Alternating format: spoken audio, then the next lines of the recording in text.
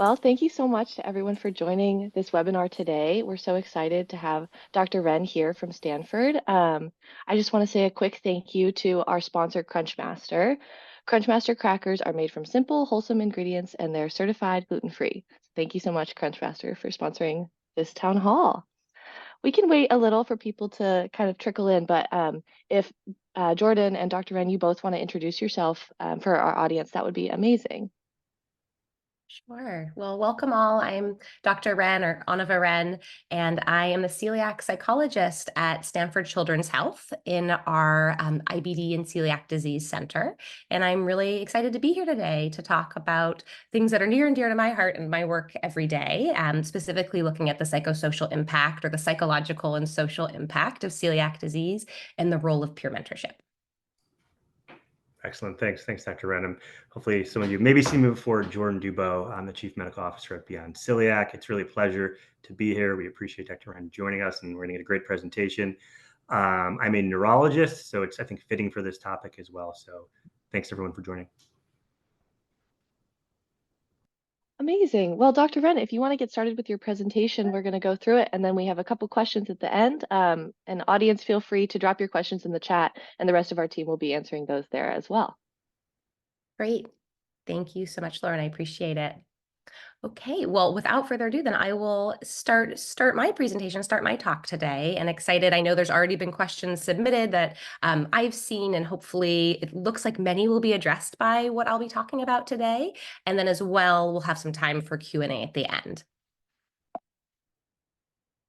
So in regards to the learning objectives for the talk today, I want to start by discussing the psychological and social impacts of celiac disease. You'll see throughout this presentation psychosocial, which for those of you who aren't familiar, it's just an abbreviation of the two, of psychological and social.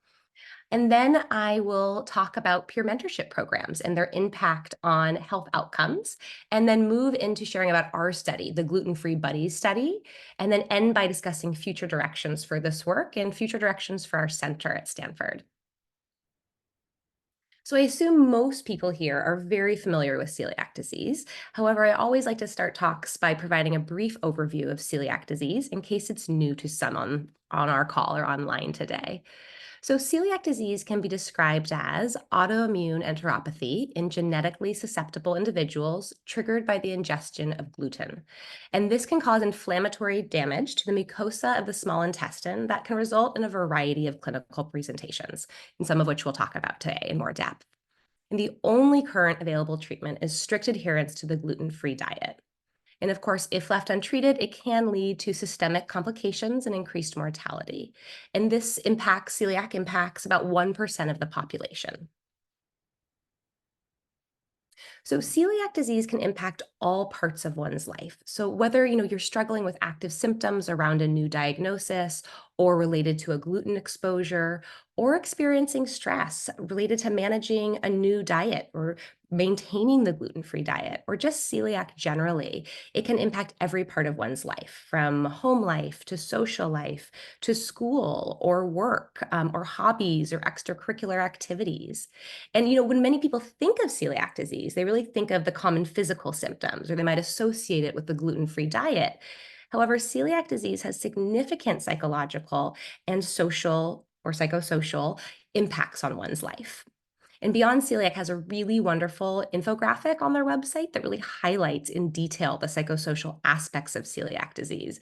It's very creative and it's very detailed. So I know you cannot read it fully today, but I do encourage you to go to their website to really look at this infographic.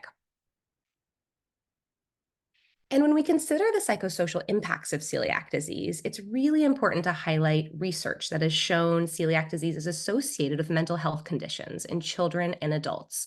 So including some of the top ones are depression, anxiety, eating disorders, ADHD, attention deficit hyperactivity disorder, autism spectrum disorder, or ASD. And it's important to note that this elevated risk of mental health conditions was found both preceding a diagnosis and following a diagnosis of celiac disease when someone is on a gluten-free diet. And depression and anxiety have specifically been associated with worse rates of compliance with the gluten-free diet. And as a pediatric psychologist, as a pediatric celiac psychologist, I think it's also important to highlight that in children with celiac disease, about 1/3 have a co-occurring mental health condition. And these rates are higher than those in the general population of children. And in children with celiac disease, there's at least a 1.4 times greater risk for future mental health conditions. And this data was sort of pre-pandemic. So as we know, mental health conditions and challenges and distress have just been elevated since 2020. So this is likely higher now. And lastly, celiac has been associated with a lower quality of life. So I'd like to spend a few minutes going to a little more depth on the topic of psychological functioning and mental health in celiac disease. So research has shown that untreated celiac disease can have a big impact on the brain, impacting emotions, cognitive function, and behavior. And this occurs given a strong brain-gut connection. And I imagine many online today are intimate or know about this connection, maybe intimately familiar with this connection, but there is a very close connection between the brain and the gut. Our brain and our gut are just in constant communication, all day long, continuing to communicate with each other, each impacting the other. And we have many daily expressions in just sort of everyday expressions and literature that really speak to this intimate connection between the brain and the gut. So you may have heard, I have a gut feeling, or I have butterflies in my stomach, or I have a knot in my stomach. All of these expressions really refer to that brain-gut connection and how people really do feel and experience emotions in their gut. And something I find very interesting is that our gut, or our gastrointestinal tract, our GI tract, it's referred to as our second brain. And that is actually because it has its own nervous system, just like our central nervous system, which is our brain and our spinal cord. But this nervous system is called the enteric nervous system.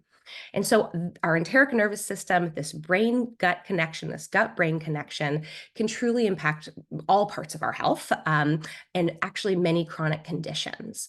So in celiac disease, there are a few ways this connection may impact the mental health of an individual, a child, an adult, when celiac is untreated and they haven't yet been managing celiac with the gluten-free diet.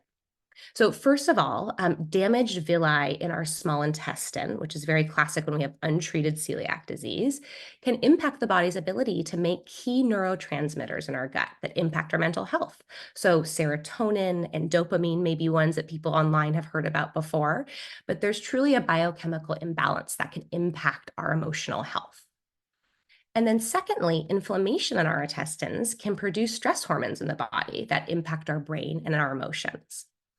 And lastly, thirdly, living with active symptoms, I should say, with a chronic condition can also lead people just to not want to go outside. They don't feel well, isolate from others, which can, of course, lead to low mood and anxiety. So research has shown that with treatment and adherence to the gluten-free diet, some of these mental health challenges can absolutely improve, especially in kids. So for instance, noticing decreases in anxiety when starting the gluten-free diet. And that's due to this brain-gut connection and healing our gut, impacting our brain and our emotions. However, living with a chronic condition and following this really strict daily diet and transitioning, if you haven't been on it before, of course, to the strict daily diet can be very hard for people. And it can impact mental health greatly, even after treating celiac disease with a gluten-free diet.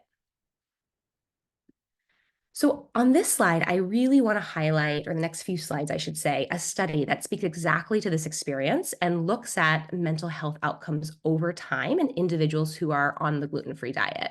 So interestingly, this study was conducted by Dr. Hilary Jericho, who is our medical director of our celiac program here at Stanford. But the research was actually conducted when she was in Chicago before she joined us as our medical director. So in this study, the study specifically examined the most common extraintestinal manifestations of celiac disease, fancy word for just thinking of symptoms, the main symptoms of celiac disease, and rates of improvement over a 2-year period. And again, it was in Chicago, University of Chicago. About 740 children and adults were included in the study. And this study showed that the most common extraintestinal manifestations or symptoms of celiac were fatigue and headaches for children.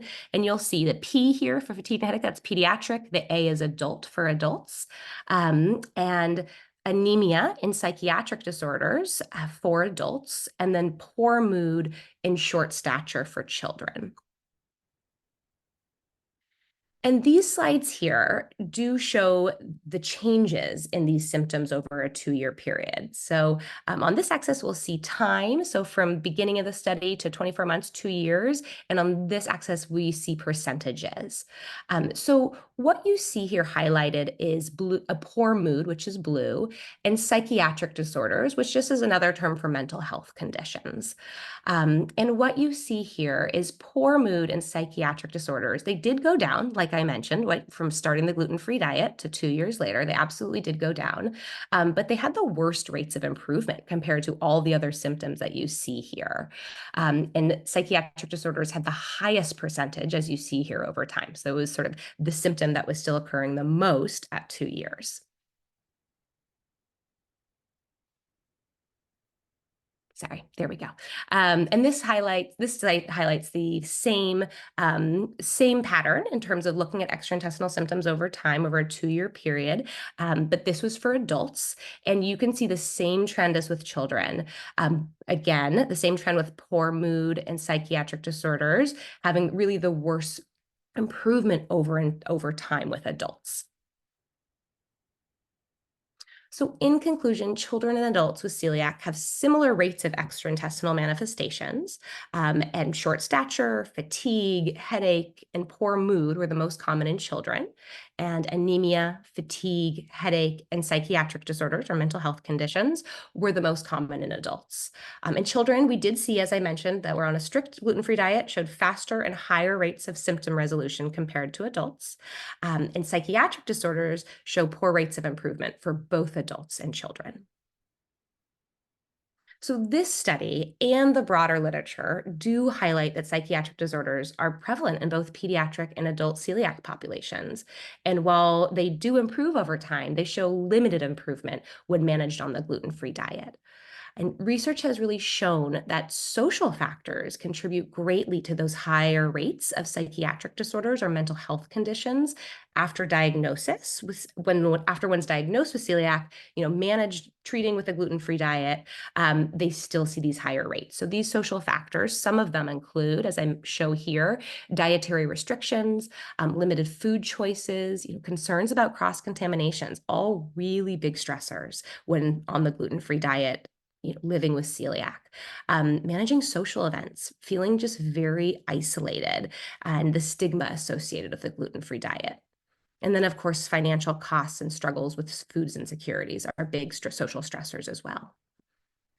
So the overall take-home is celiac can greatly impact mental health and quality of life for children and adults, and this is the case during active disease and during remission. So all of this research, all of these slides we've just gone over really highlight the very clear need for more psychological and social support for individuals with celiac disease. And when we think about the most effective ways to increase psychological and social support for individuals who have celiac, there's really a mix of strategies. So some are more individual and individual can do on their own, implement by themselves, and some do involve professionals or community organizations providing additional support. So I want to start by highlighting some effective strategies that we often recommend in our celiac clinic. I often recommend in my work, or our celiac social worker recommends in his work, of just how to best support psychosocial health and well-beings of children and the young adults, but this is applied to, of course, older adults as well who have celiac. So first, incredibly important, and we've already talked about this in the preceding slides, but is staying adherent to the gluten-free diet. So you can really actively treat celiac and keep your GI tract and your body healthy, which absolutely does influence your overall well-being, as we've discussed. And second, really important, is regular communication with your primary celiac team. So communicating the psychological and the social challenges you're facing, whether that's at diagnosis, on your journey with celiac, managing symptoms, adhering to the diet, will really enable your celiac team or your celiac main provider to help provide you with education if necessary, reassurance if necessary, support, general problem solving together. And if you have a multidisciplinary team, this can really lead to appropriate referrals if you need more mental health support or if you need more dietitian support about the gluten-free diet. Third, very important, is setting up school or work accommodations. This is incredibly important to your psychological and social health. These types of accommodations can give you access to gluten-free diet and gluten-free food in settings that are outside of your home and provide you with really supportive measures so you can succeed academically and professionally.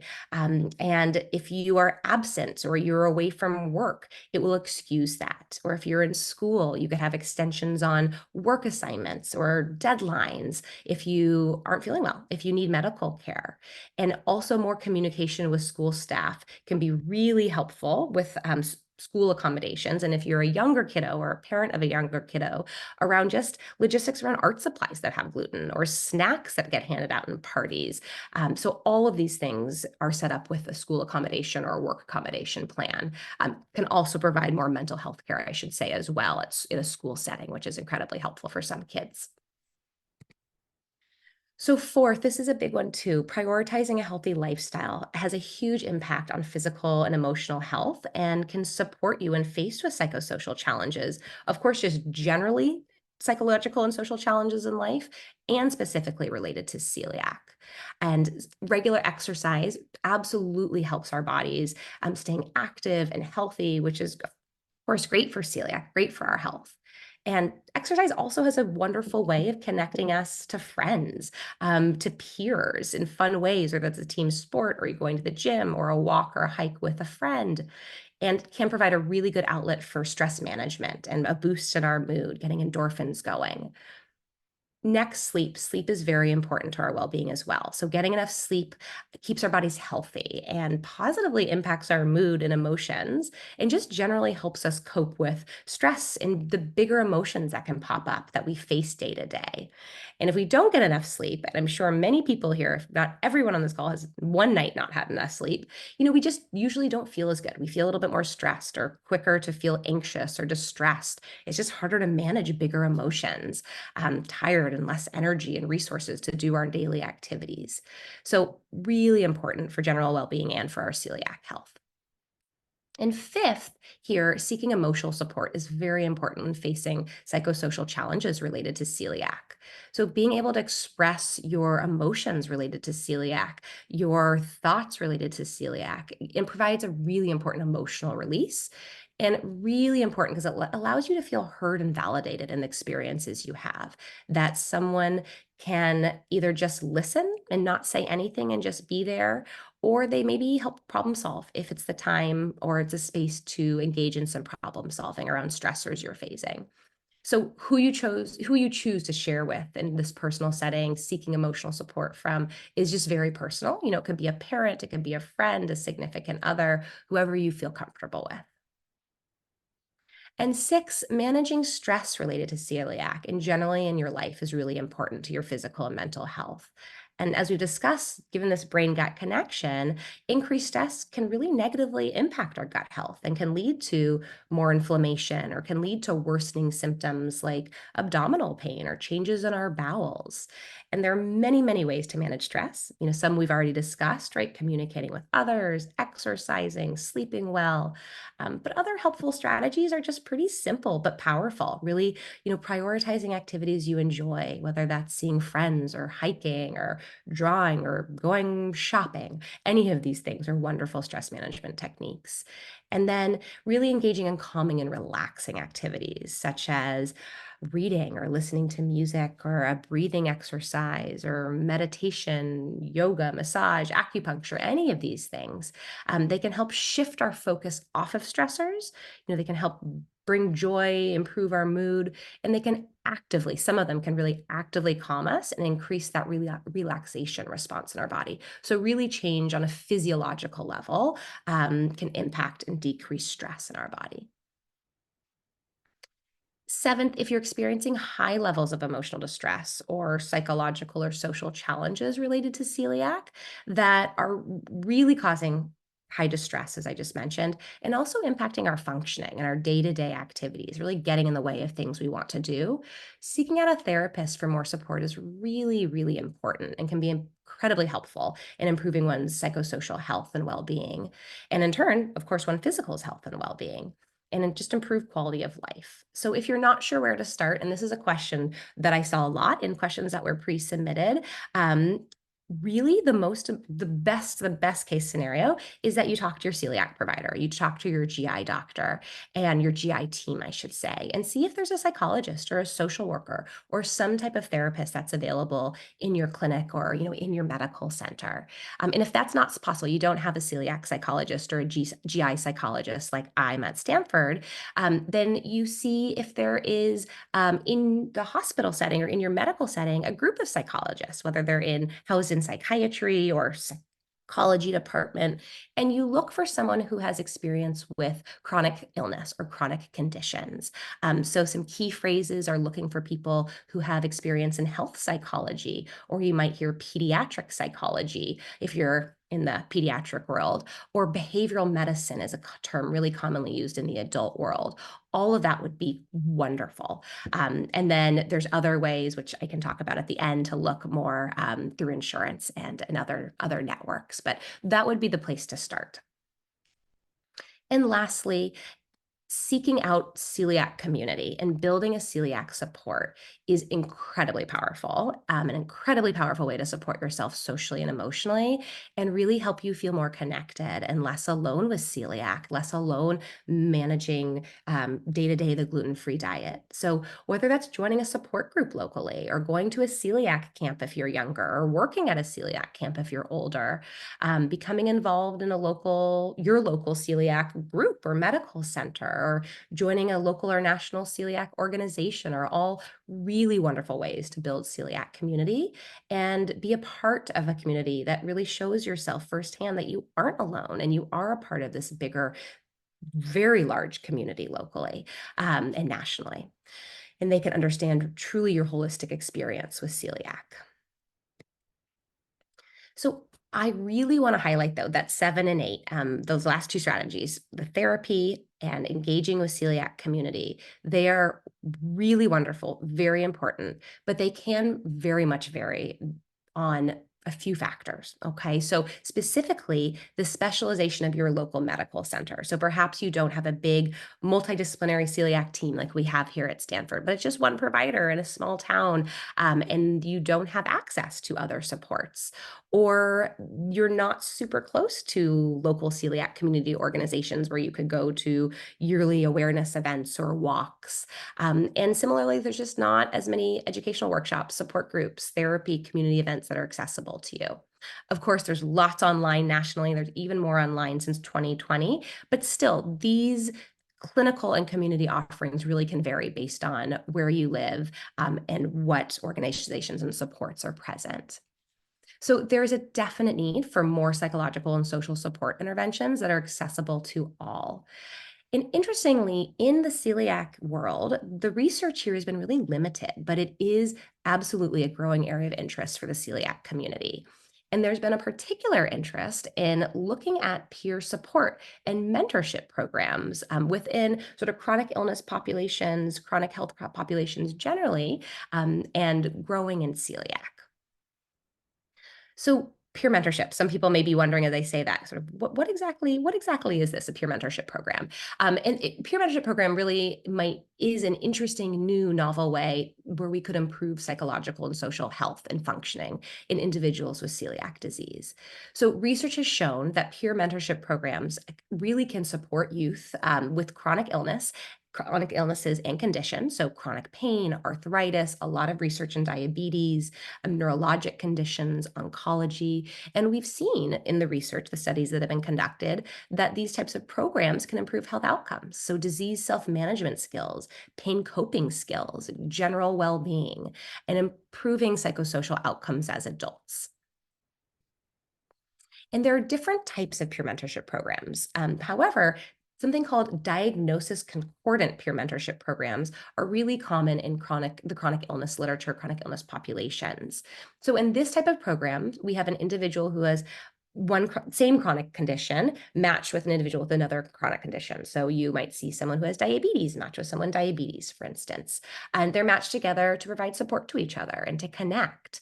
And the design and the diagnosis concordant peer mentorship program really varies. So you might see more of a mentor-mentee relationship, could be a young adult paired with a younger teenager, or more of what we call a peer-to-peer or a near peer-to-peer, where you have individuals who are just closer in age. So maybe just a few years apart, an older high school student paired with a younger high school student, for instance. And then the program duration varies in the literature to date. So we might see a program that's just 2 months long and others that are 1 year long. And there's no published research in celiac disease as of now. And past research in other pediatric and adult populations do really suggest that this type of program could provide much needed psychosocial support to individuals who have celiac disease and improve health outcomes. So given this, our team was really interested in conducting a study examining the feasibility and the efficacy of a diagnosis concordant peer mentorship program for individuals who do have celiac disease. So before introducing and sharing a little bit about our peer mentorship study, which we're right in the middle of, I thought it'd be important just to provide a little background about our center and how we were able to conduct this center, because our center is unique. In 2019, Stanford received a really generous endowment to establish an IBD, an inflammatory bowel disease, and a celiac center. So this gift allowed us to assemble a really large, diverse team of specialists that are capable of delivering comprehensive care to our celiac patients, our patients with celiac disease, that address their clinical, their dietary, really social needs effectively.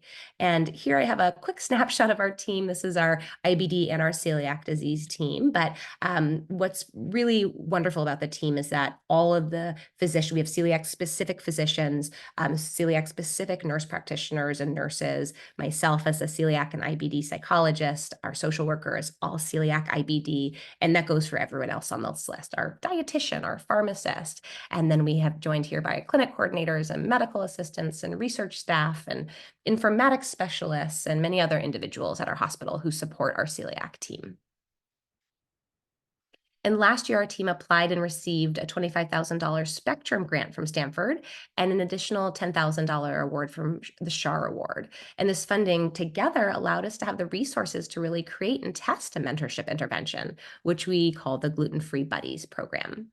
And a really important part about this research is that we partnered with the Celiac Community Foundation of Northern California to develop this intervention. So from sort of day one on, we've been partnering with them, and the study started in February. So again, we're about halfway through, a little more than halfway through.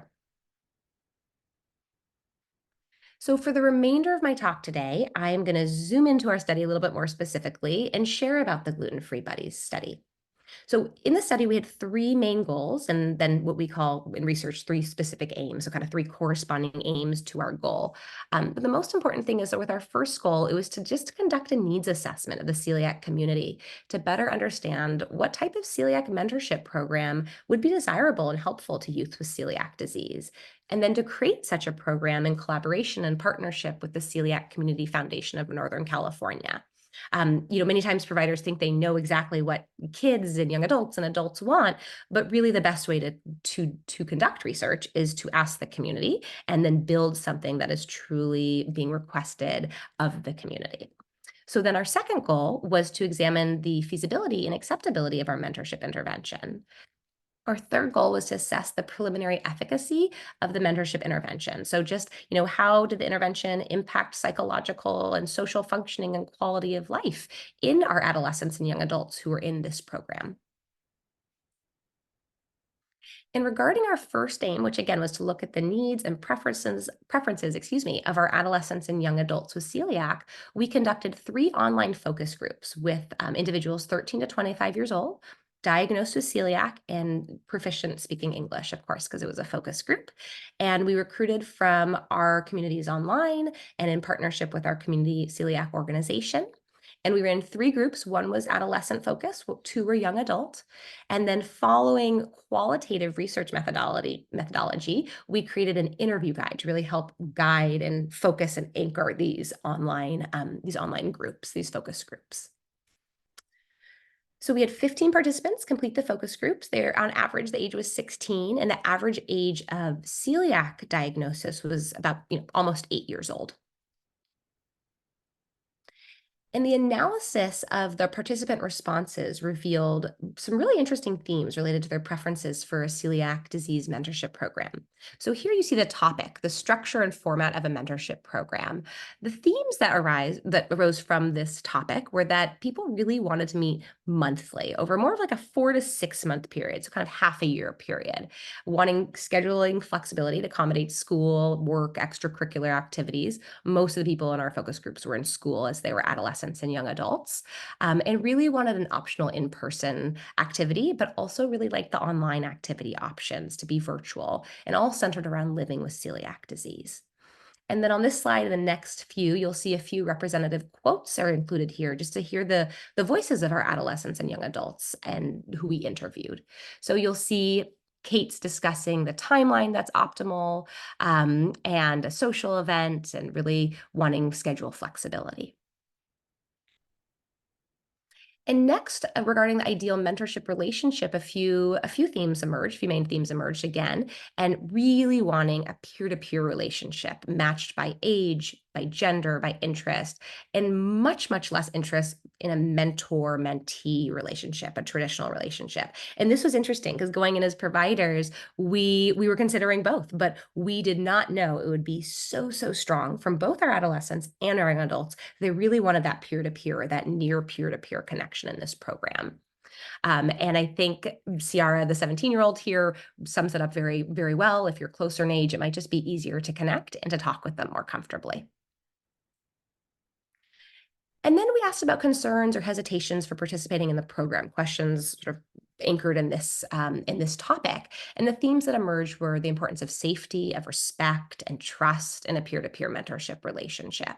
And Claire makes that very clear. Again, safety, making sure mentors and mentees feel safe and respected is key to the success of such a program.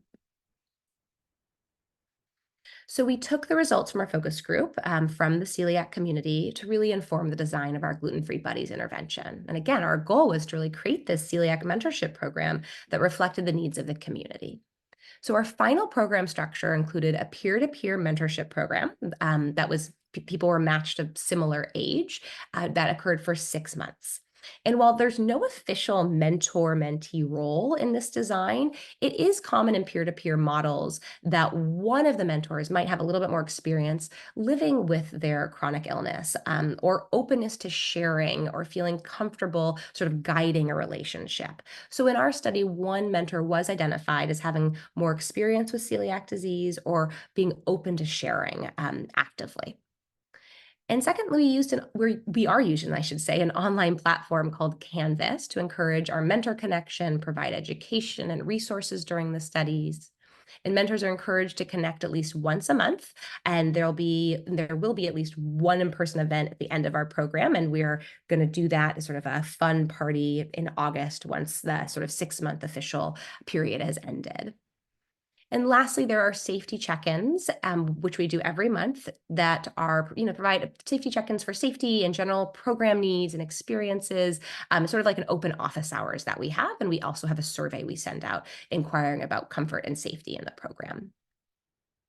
So the inclusion criteria here, as you see, is adolescents and young adults, 13 to 25 years old, have to be diagnosed with celiac, literate and proficient in speaking English, and have a personal connection to the Bay Area. And that's for a mix of reasons, but one of which is that we do have this in-person event.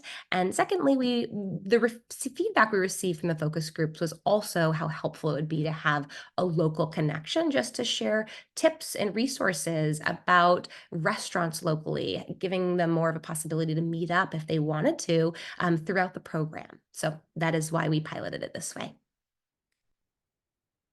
And here's a snapshot of our online program, Canvas. Many here may be familiar with Canvas just from school, or if you're a parent, your child has used Canvas for school before, course-related activities.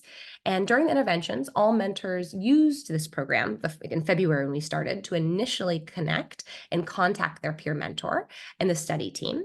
And after they were introduced on Canvas, they were really invited to connect any way that worked best for them. So texting, phone calls, Zoom, social media, in person, anything was possible after this initial connection on Canvas.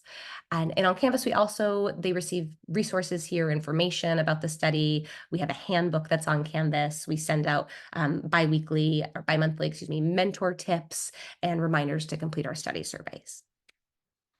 And here's just a little snapshot of our peer mentorship handbook. And again, this handbook really provides an overview of the purpose of the study, expectations, reviews the importance of confidentiality and safety of this program, given that theme we just discussed, and guidelines of how just to be an effective mentor and develop a good peer relationship. So sort of tips and strategies in this book.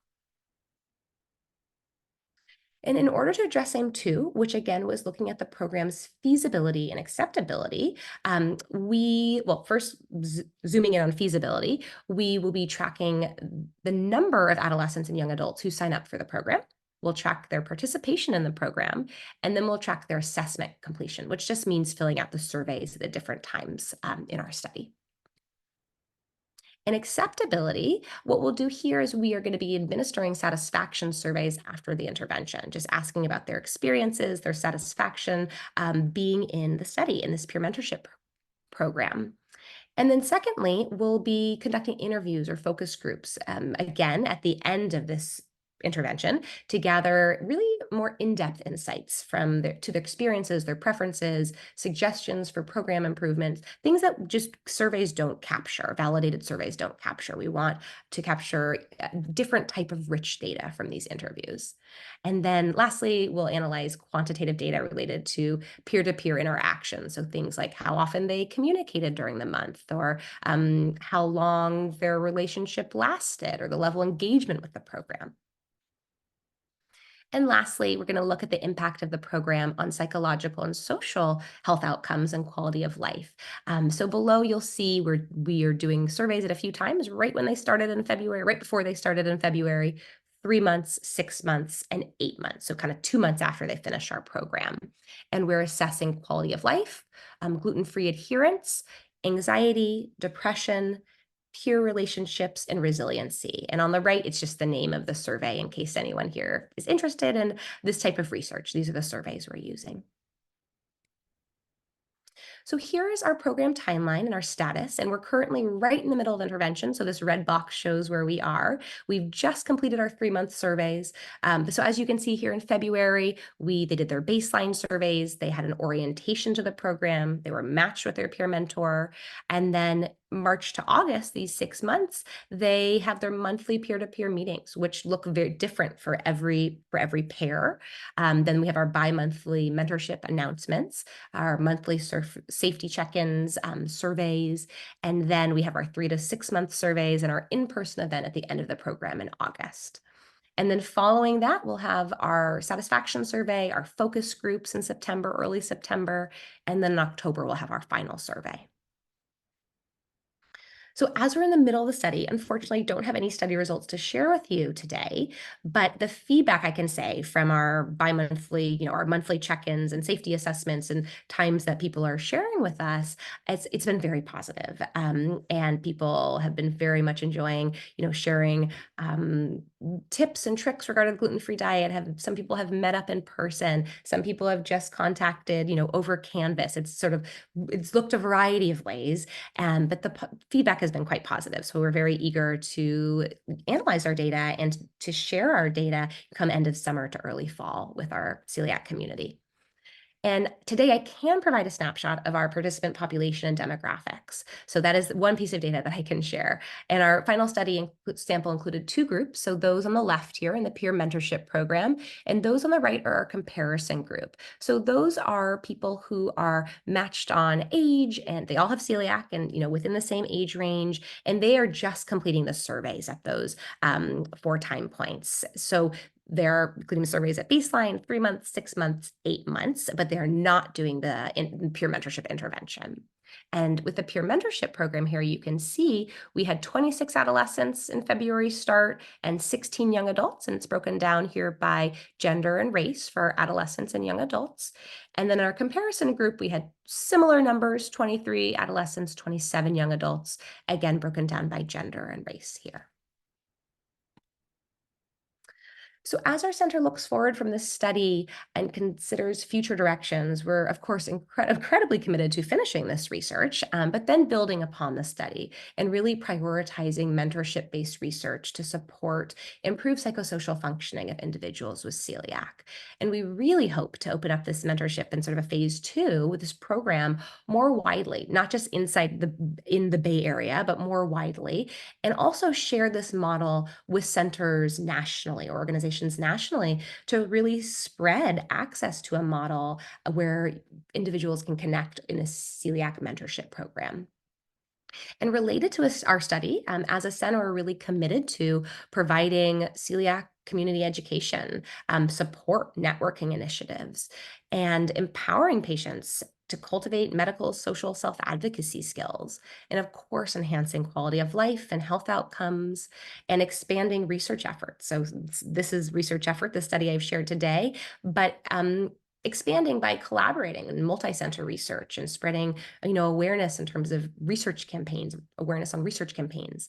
And lastly, just to ensure our sustainability, that we can continue doing all the work we do at our center, trying to apply for grants like we did to fund this study or different funding opportunities. If you're in California, you're interested in meeting with our interdisciplinary celiac team or learning more about our celiac services, absolutely feel free to call this number up here, this 844 number. You'll be connected to our GI division and clinical services.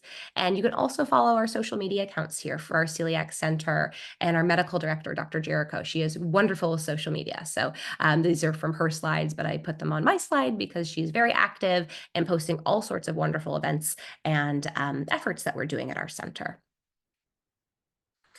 So with that, I'd just like to thank everyone for their time, open up for questions. I know, Lauren, there's some bucket questions. I've already answered some, but I just, thanks. So grateful everyone joining today, and we'll pass the mic to Lauren to take it from here. Awesome. Thank you so much, Dr. Wren. That was a really wonderful presentation. I feel like I learned a lot. I'm really looking forward to hearing more about your research. We do have some bucket questions from the submitted questions that people have asked. And Jordan, I would love for you to answer these as well if you feel so inclined. Our first question is, how do I know when my concerns around safety cross over from healthy concerns to hypervigilance? I think we all are familiar with, maybe you don't want to go to an event because you're worried about getting glutened at this event. And how do I make that distinction? Yeah, absolutely.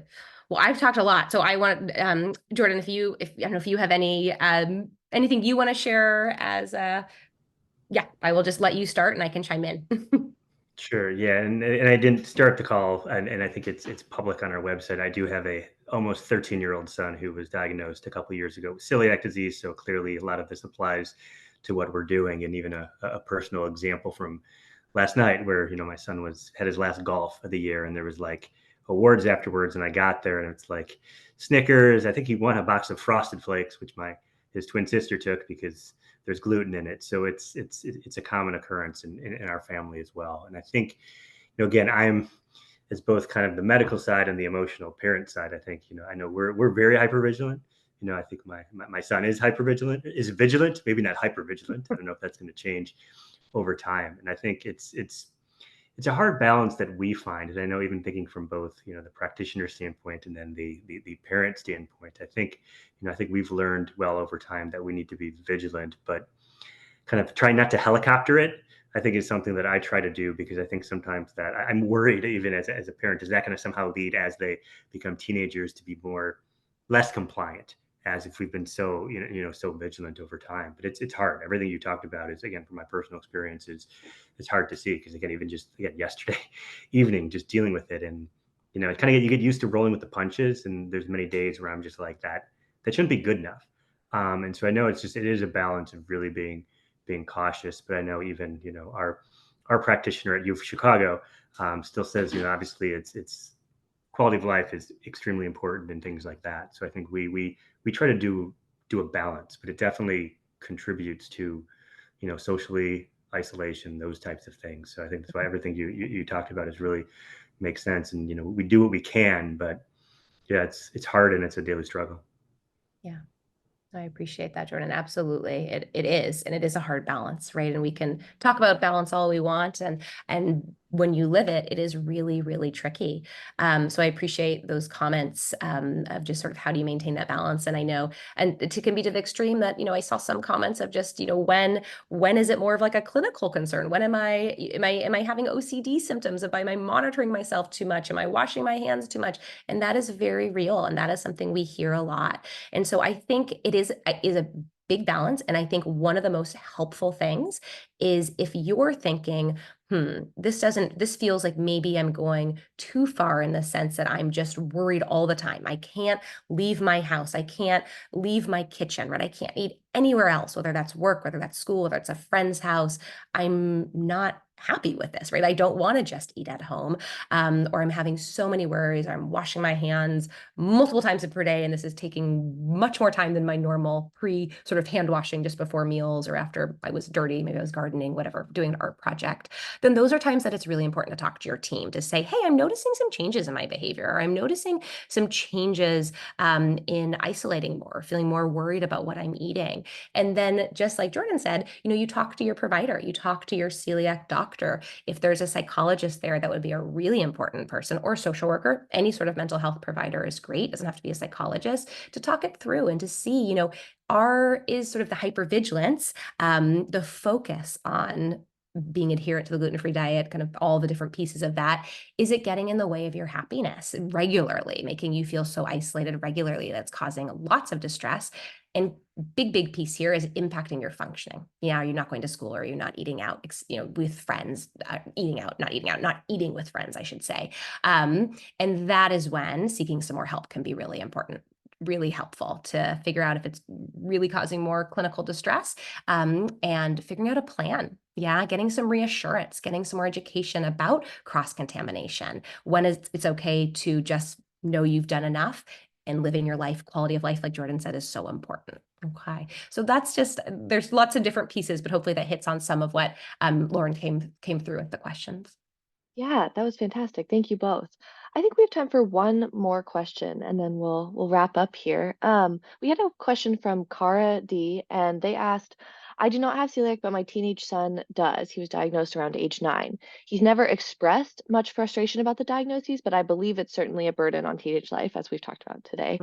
How do I help him talk/work through the frustrations without making it a big deal by asking about it? Do either of you have any suggestions for that? Yeah, that's another great question. I love these questions. Jordan, as a parent, do you want to take it first, and I can chime in? Sure, I can.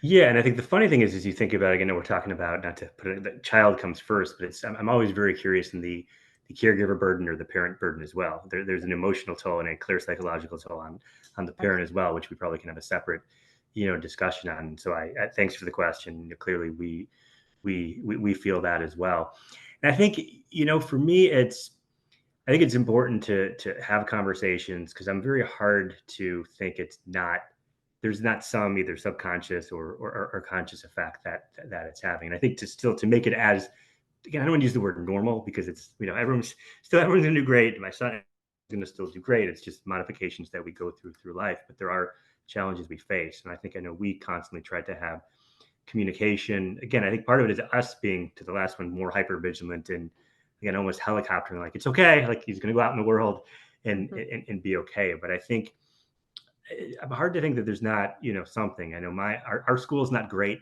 There's more things than ever that revolve around food, which boggles me and shocks me in this day and age, with all other, obviously, allergies besides immunological things like celiac disease. And so I think that's where I think communication, because I know, we don't try to bring it up as much, but it's just there every day. I mean, there's, my school deals with something called like an advisory breakfast, which is like every week you have to, like, someone brings in food. So it's always like, is there something? And so I'm hard to think that, over time, that it just being different, having to bring something else, having to get your own snack, having to keep food in the teacher's office is not, it doesn't have some toll in some way or other. So I do think, continue, as you said, Dr. Wren, communicating, talking with whether it be the pediatrician, hopefully, see whether it's seeing a gastroenterologist, because there's an underlying, issue that's always there.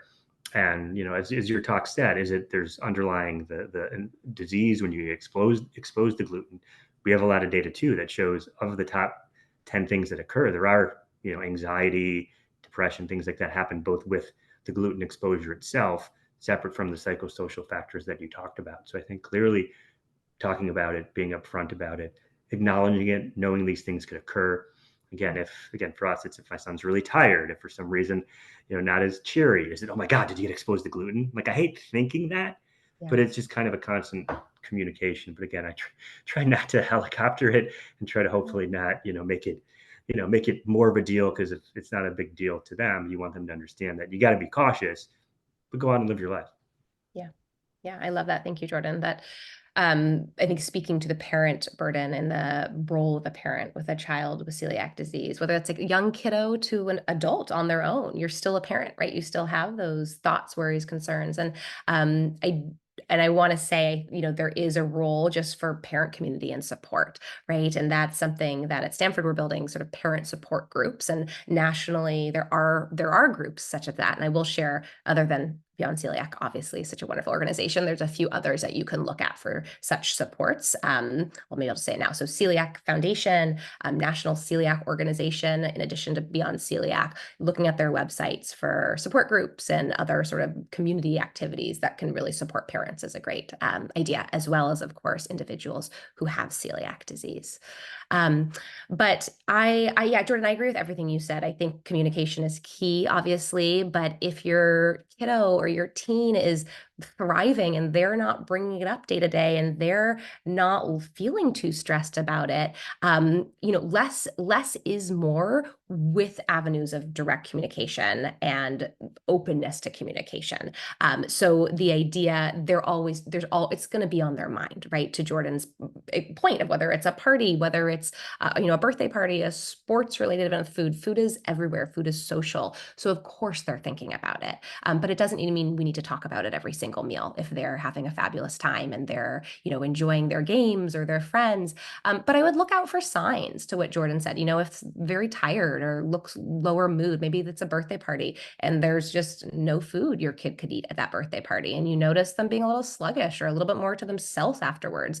Well, that's a wonderful time to talk about celiac, right? To check in with them. So using their cues versus bringing up when you're feeling maybe more anxiety or stress. For you, looking for your support, maybe that's talking to your partner, maybe that's calling a friend to talk about your feelings versus necessarily talking to your child at those moments. So that would be another suggestion.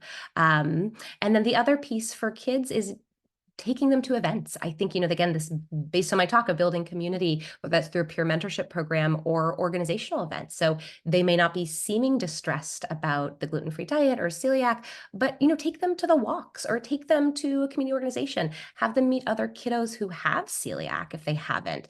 That is powerful, powerful community building from a young age, what can be really helpful for coping and resiliency. So I'd recommend that too. Thank you both so much. Those are wonderful thoughts and suggestions. I really appreciate it, and I know our community does as well. I think that we can wrap this wonderful call up. Thanks again, Dr. Wren, for this presentation. And I want to thank our sponsor, Crunchmaster, once again, and all of you for joining. You'll receive a recording of this presentation in your email in your inbox. And so if you want to send it to your community, you'll be able to, which is pretty cool. Any final thoughts from either of you before we say goodbye? I actually did have one thought. I meant Yeah, to please. sort of a bucket of just the support, people looking for support. And I know I spoke about how to find a celiac psychologist, a celiac therapist, or through a medical center or through your celiac clinic or a medical center. But the other piece that's really important, and our social worker actually talks about all the time with our families who have celiac, is if that's not possible, right? Or you live farther away, is that of course, there's private practice individuals who have specialties, but it's quite expensive. So to look look through your insurance or go to a website called Psychology Today, and you can actually search your insurance behavioral, maybe called behavioral health plan or mental health plan, usually by key terms, or ask them like, hey, I want you to filter by like my zip code and a specialty of a provider. And on Psychology Today, you can do the same thing. You can search by age if you're an adult or you're looking for therapy for your child. And there's also search terms. So on Psychology Today, you could click something, the chronic illness tab. So that would give you providers who have experience, may not be celiac, likely they've seen someone who has celiac. So it's not a celiac mental health provider specifically like myself, but it's someone who has a lot of experience, either working with kids or adults who have chronic conditions, chronic pain, chronic illness. And that would be really, really wonderful for those of you that are interested in that sort of specialty and focus. So just wanted to make sure to put that out there because I know that's not always talked about. Thank you so much. That's so important. Yeah. Sure. Lauren, I'll just make one comment too on just again plug the research, right? So we know the field, obviously the research that Dr. Wren is doing, clinical trials. I know we're all working really hard to come up with treatments, data generation. I mean, we have a registry, it's mainly for adults, but there's lots of data collection for pediatric population. Clinical trials are now at least starting to go down to like at least 12. It's usually adults first, and so again, we implore everyone to look at research opportunities. We're happy to help you choose those, learn more about them. And because again, we're really trying to generate the data, understand this, and especially what we talked about today, right? And one of my main focuses as a neurologist, I'm clearly biased, is, the non-GI symptoms that we talked about today are important. I think they're under-recognized. So the more we continue to understand them and, and know the functional importance, as Dr. Wren said, all of that will be really, really helpful in us continuing to move forward with research and hopefully a treatment sometime in the not too distant future. I appreciate that. That's so important. Thank you. Yeah. Wonderful. Thank you both so much. I hope you have an awesome weekend. Thanks everybody for joining. And thanks again to Crunchmaster for sponsoring this town hall. We'll see you next month.